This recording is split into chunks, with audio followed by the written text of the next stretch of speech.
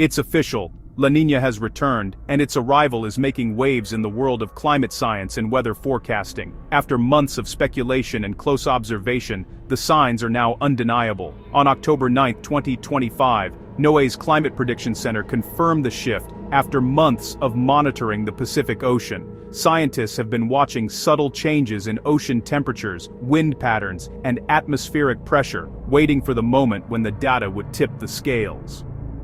The key sign. Central Pacific water temperatures dropped at least 0.5 degrees below average.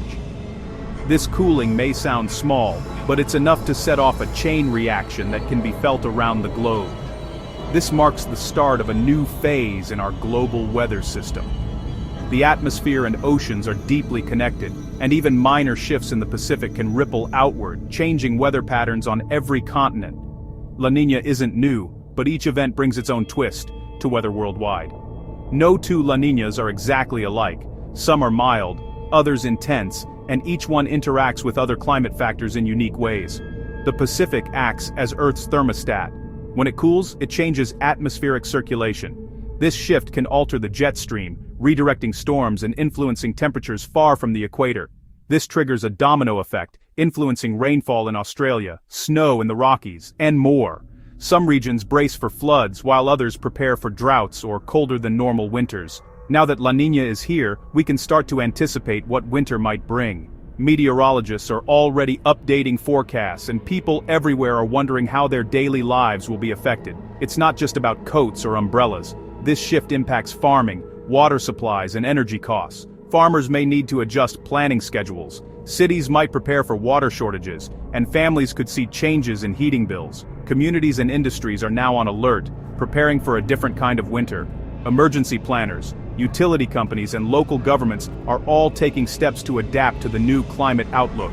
La Niña's return is a reminder. Our climate is always in motion, and staying informed is key. Weather can shift quickly, and being prepared can make all the difference. So, what does this mean for you? Whether you're a student, a parent, a business owner, or just someone planning a winter getaway, understanding La Niña can help you make better decisions in the months ahead. We're breaking it all down. Let's dive into what La Niña really is, how it forms, and why it matters for everyone, from local communities to the entire planet. Let's break down La Niña, one of the most important climate patterns on our planet. You might have heard the term on the news or from weather experts, but what does it really mean? And why does it matter so much even if you live far from the Pacific Ocean? La Niña is the cool phase of the El Niño Southern Oscillation, or ENSO, a natural cycle that connects the vast Pacific Ocean with the atmosphere above it. ENSO has two main phases: El Niño, the warm phase, and La Niña, the cool phase. These shifts might sound technical, but they have real, far-reaching effects on weather all over the globe. During La Niña, powerful trade winds blow from east to west across the Pacific, pushing warm surface water toward Asia. This allows cooler, deeper water to rise up along the coast of South America, a process called upwelling. This upwelling not only cools the ocean's surface, but also brings nutrients that support marine life, making it a vital part of the ocean ecosystem. The result? A large patch of cooler-than-average water in the central and eastern Pacific. This is the signature of La Niña, and it's easy to spot on satellite images and temperature maps. While it might seem like a small change, this cool patch actually shifts the path of the jet streams, those fast-moving rivers of air high above us. Jet streams act like highways for storms and weather systems, so when they move, our weather patterns change too. The Pacific Ocean is so massive that even a slight change in its temperature can send ripples through the atmosphere, influencing weather thousands of miles away. It's a reminder of how interconnected our planet's systems really are. Typically during La Niña, the polar jet stream shifts northward. This can bring colder, stormier weather to northern regions, sometimes leading to harsher winters or more frequent storms. Meanwhile, other areas, especially in the southern parts of continents, may experience warmer or drier conditions, increasing the risk of droughts or heat waves.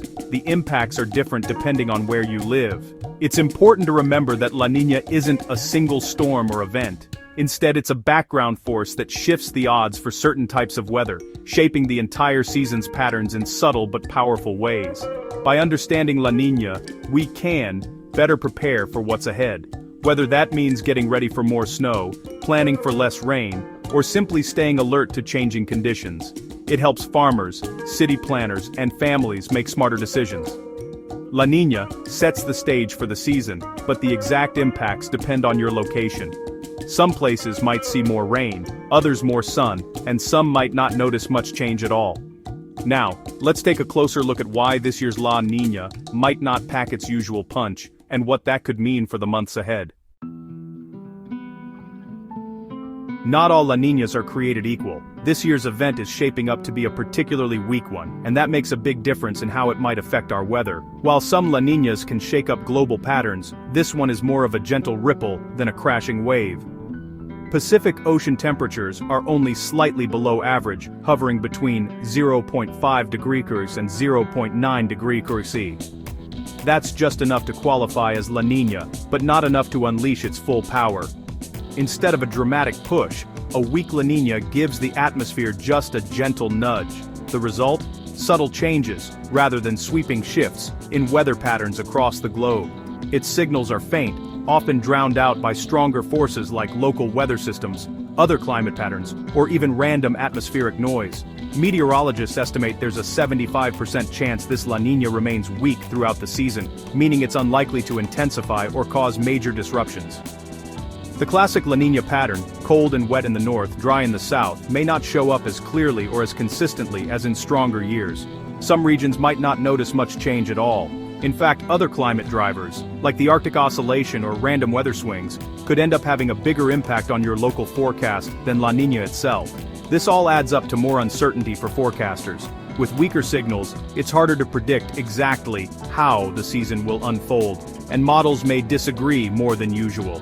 A weak La Niña tilts the odds in certain directions, but it doesn't guarantee any specific outcome. The weather dice are still rolling. So, don't expect a textbook La Niña winter. Surprises, regional quirks, and unexpected weather are all on the table this year.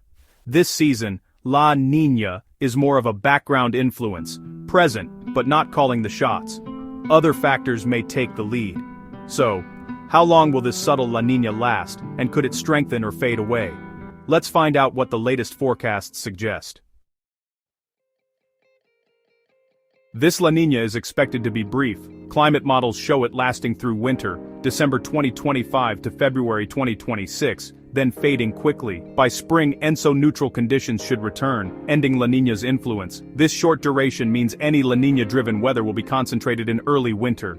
For drought-prone areas, a quick end could bring relief. For snowy regions, winter may start strong but end early. By late spring, La Niña's fingerprints will likely vanish. So, what does this mean for the US? Let's take a closer look. La Niña typically splits the US in two during winter. The polar jet stream shifts north, bringing colder, wetter weather to the Pacific Northwest, Northern Plains, Great Lakes, and Ohio Valley. These regions could see more snow and chill. Meanwhile, the southern US, from California to Florida, often gets warmer, drier conditions. Less rain in the south can worsen drought, stress agriculture, and raise wildfire risk. Water managers and farmers watch La Niña closely, especially in the west. A warmer winter can also affect energy demand. But remember, this is a weak La Niña. Patterns may be less pronounced and surprises are possible. The north-south split is a guide, not a guarantee. Other weather factors could change the script. Now, let's see how La Niña shapes weather around the globe. La Niña's reach is global. In Australia, it brings warmer seas and more rain, especially in the east and north, raising flood risks. In South America, it can boost crops in central Brazil but cause drought elsewhere, impacting global food markets. Southeast Asia often sees wetter weather and more typhoons. Eastern Africa may face drought, worsening food security. Even Canada and Europe can feel subtle shifts as jet streams ripple worldwide. La Niña also affects the Atlantic hurricane season by reducing wind shear, making storms more likely. However, this year's late arrival means little impact on the 2025 hurricane season. Its influence could be bigger in 2026 if it persists or returns. But what makes this winter especially unpredictable? Let's explore. This winter's forecast is full of uncertainty. A weak La Niña means its signal can be overpowered by other climate patterns. like the Madden Julian or Arctic Oscillation. Recent history proves it. Last time California was supposed to be dry but got record rain and snow instead. Other factors, like a high-pressure ridge near Alaska, could block or redirect storms. The exact position of these features will shape the season. Expect dry spells interrupted by intense storms, especially atmospheric rivers. Seasonal forecasts are about probabilities, not promises. The range of possible outcomes is wider than usual. Pay close attention to short-term forecasts as winter unfolds. We have a general theme, but plot twists are likely. Flexibility and vigilance are key this season. Now, how does La Niña interact with global warming? La Niña cools the planet slightly, but it's no match for global warming. Cooler Pacific waters can lower global temperatures by a fraction of a degree for a year or so, but this effect is tiny compared to the relentless warming from greenhouse gases. Even recent La Niña years are hotter than El Niño years decades ago. The ENSO cycle now plays out on a much warmer planet. So, even with La Niña's cooling, 2026 will likely be among the warmest years on record. Natural cycles can't offset human-driven climate change. The long-term trend is clear: temperatures keep rising. While we track La Niña's seasonal impacts, the need to cut emissions remains urgent. Don't lose sight of the bigger picture. Finally, how should we prepare for this unpredictable winter? With a weak, short-lived La Niña, the message is clear: stay informed and be ready. Climate agencies like NOAA and the WMO are monitoring and updating forecasts regularly. These updates help farmers, water managers, emergency planners, and families make smart decisions. The uncertainty means we must prepare for multiple scenarios: dry spells, snowstorms, or sudden shifts. Refresh your emergency kits and have a plan for your region's weather risks. Seasonal forecasting is challenging, and this La Niña proves it. It tilts the odds, but doesn't write the script. Stay tuned to reliable sources and respect nature's unpredictability. We'll keep you updated as this winter story unfolds. That's the forecast. Thanks for watching.